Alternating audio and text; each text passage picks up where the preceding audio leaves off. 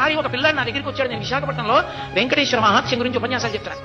నేను వేదిక దిగి ఇంటికి వెళ్ళిపోతుంటే నా కభాలన కాళ్ళ మీద పడి ఒకే ఒక్క క్షణం నీతో మాట్లాడచ్చాను. నాకు అతని ముఖం చూసి అతను ఏదో చాలా ఉత్కంఠతో ఉన్నాడని ఏం కావాలన్నాడు. మీరు చెప్పినంత నమ్మకంతో నిలబడితే వెంకటేశ్వరుడు పిలుస్తాడా దర్శనానికి అన్నాడు. నేను హామీ, ఖచ్చితంగా పిలుస్తాడు. నేను మీరు చెప్పినట్టు బతికి చూస్తాను. అతను ఒక 6-7 నెలలు పరమ ధార్మికంగా చక్కటి జీవనం చేశాడు. అతనికి తెలిసి ఉండి వెంకటాచలం కొండ మీదకి వచ్చాడు. అతను వచ్చినట్లు నాకు తెలియదు. అతను కొండ మీదకి వచ్చి నాకు ఫోన్ చేశాడు. ఏమని ఫోన్ చేశాడంటే, నేను కొండ మీదకి వచ్చాను, మహాలఘు దర్శనం జరుగుతోంది, నిన్ను నమ్మి ధర్మాన్ని పట్టుకున్నాను. గురువుగారు చెప్పారు, ధర్మం పట్టుకుంటే నువ్వు దగ్గరికి తీసుకుంటా ఉన్నారు. నన్ను కూడా తోసేస్తారా?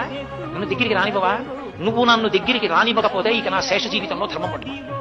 నువ్వు నన్ను ఇవాళ దగ్గరికి తీసుకుంటే నా ఆఖరి ఊపిరి వరకు ధర్మం అవుతాను. నీ ఇష్టం అనుకున్నానండి.